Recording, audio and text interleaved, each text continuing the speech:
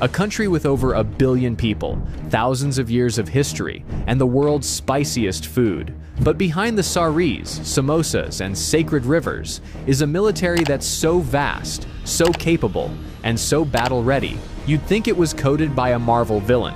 This is not the India you think you know. Because while some countries flex with parades, India just silently upgrades, drills in 3 climate zones, and prepares for war across land, sea, air, space, and cyberspace, all at once. So buckle up, because India's military might, it's on another level.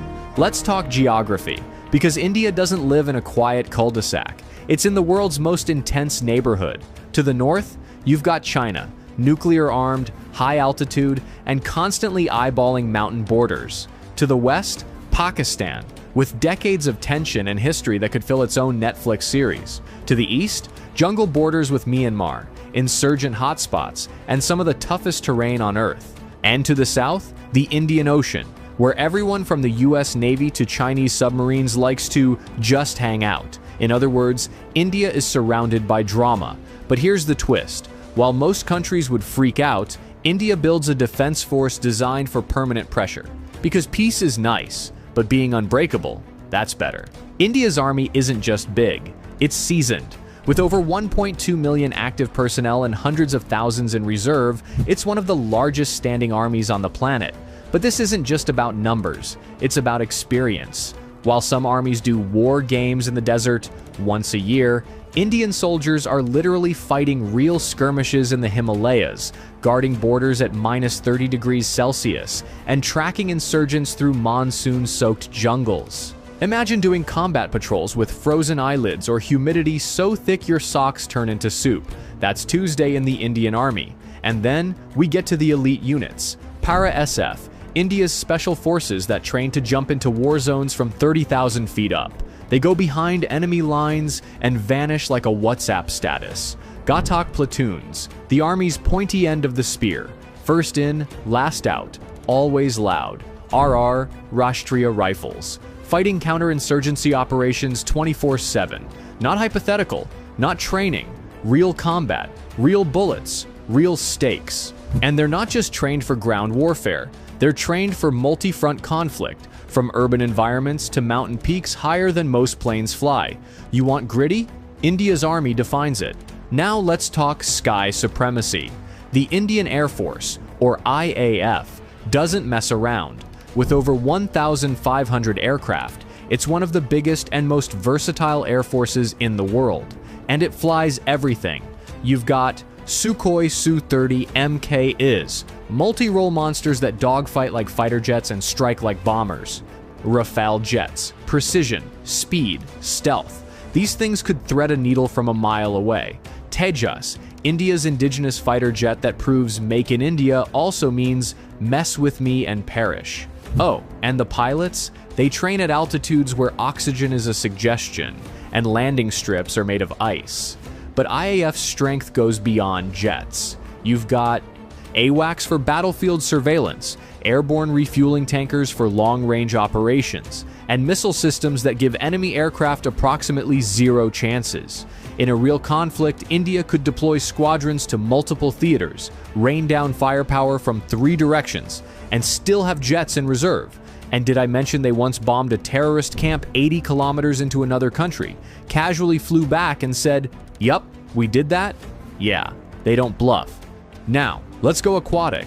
India's Navy is the silent assassin of South Asia. It guards over 7,500 kilometers of coastline, controls key shipping lanes in the Indian Ocean, and has eyes on every passing vessel. We're talking aircraft carriers, INS Vikrant and INS Vikramaditya, stealth destroyers, frigates, corvettes, and landing ships, and nuclear submarines that can launch ballistic missiles from under the damn ocean. The Navy doesn't just protect, it projects. It performs joint drills with the US, Japan, Australia, France, you name it. Why? Because India knows something every superpower knows too.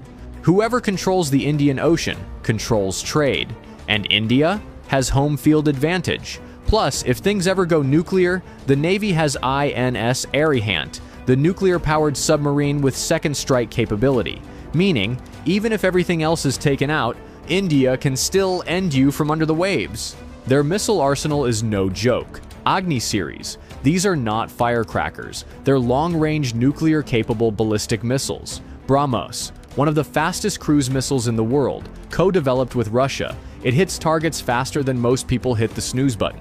And they're not stopping there.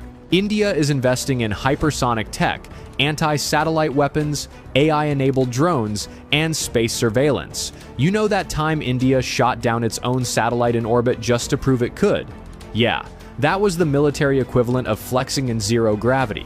And while other nations are figuring out drone warfare, India is already using domestically built UAVs for surveillance, target acquisition, and strike operations. This isn't just defense, it's domination through innovation. Not all wars are fought with bullets. The country knows the next major war could start with a keyboard, not a gun. So the country is building one of the most formidable cyber defense and cyber offense teams on the planet. They've got Serene, India's cyber emergency response team, RAW, the shadowy foreign intelligence agency that makes MI6 look like the Scooby-Doo gang, NTRO, the tech spy wing that focuses on signals intelligence, satellite interception, and cyber espionage. From protecting infrastructure to disrupting terror networks, India's digital warriors are already fighting tomorrow's wars. Today. Here's the final boss level. India isn't just armed, it's nuclear armed, with a doctrine of no first use, but a guaranteed second strike that could end cities. With a triad of nuclear delivery systems, land, air, and sea, India ensures that any attack ends in instant regret. But the real strength?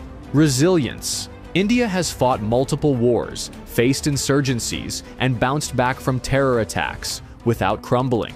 Its soldiers are battle-tested, its people are proud, and its doctrine is clear. We don't want war, but if you bring it, we finish it. So, yeah, next time someone says India is just software engineers, spicy food, and spiritual gurus, remind them it's also one of the largest, most experienced militaries in the world, a nuclear power with cutting-edge tech, a regional powerhouse with global reach, and a nation that trains for every possible threat, just in case the unthinkable becomes real. And while India believes in peace, it's fully prepared for war. Hit that like button if you learned something new.